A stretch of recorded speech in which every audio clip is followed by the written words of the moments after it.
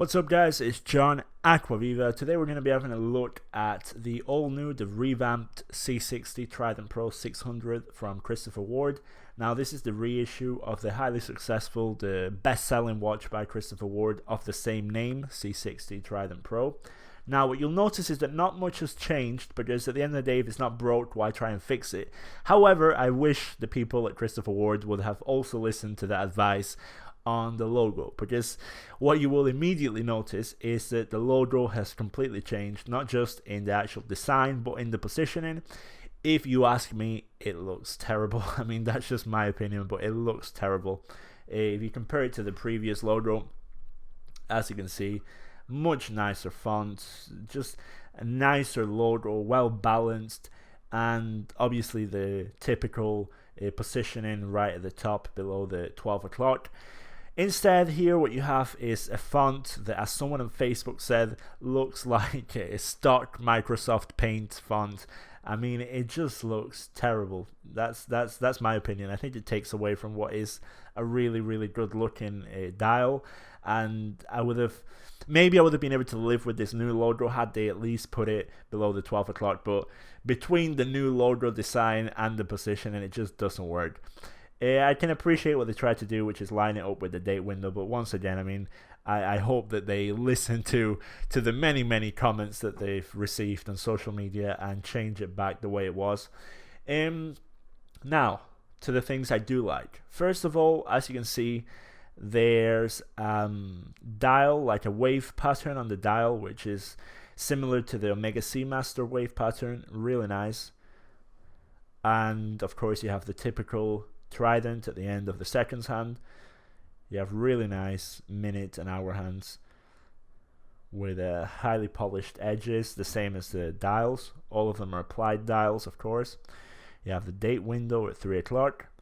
You have a really nice ceramic bezel, which, to be honest, is probably the best bezel I've used. There's a lot of surface area to grip it from, and it's really easy to turn, and there's no play in it whatsoever. It's completely solid. Has a really nice sounding click, 120 clicks all around. Let's line it up. Okay. Now, let's move on to the case.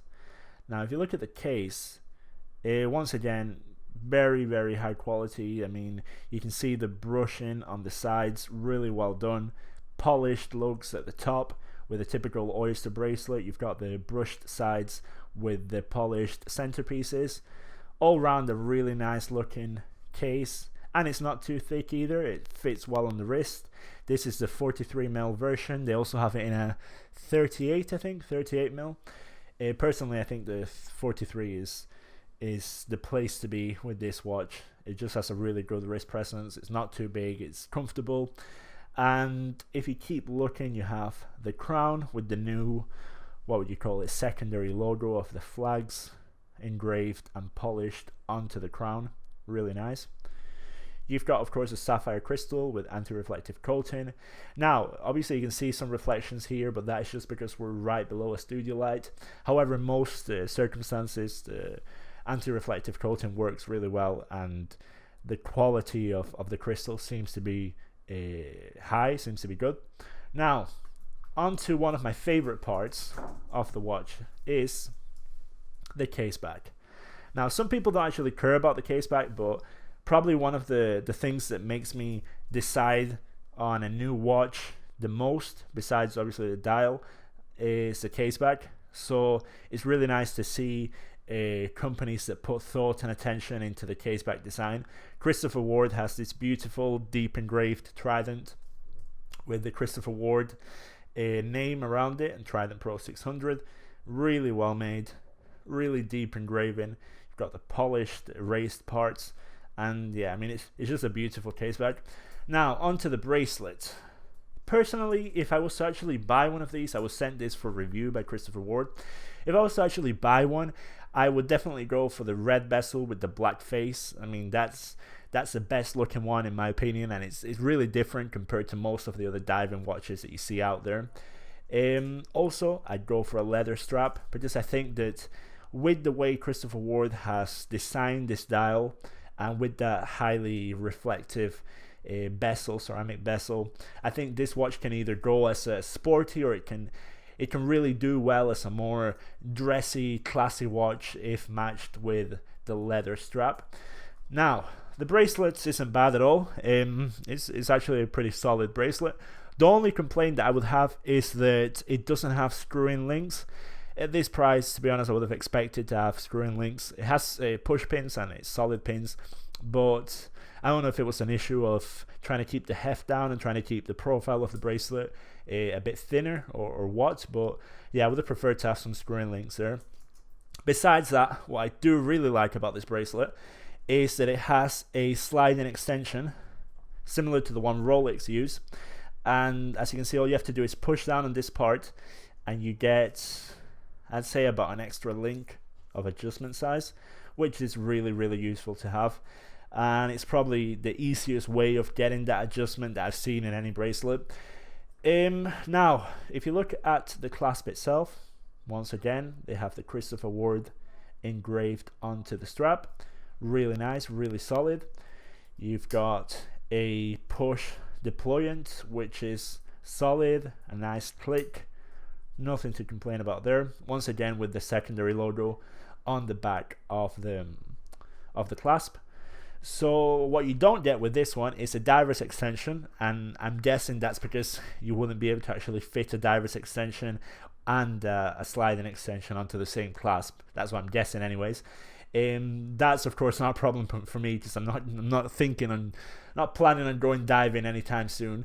But if you need a diver's extension, then you may want to go for another watch strap, for another bracelet. However, maybe the sliding extension is enough to fit over a wetsuit, I'm not sure. Now, the movement.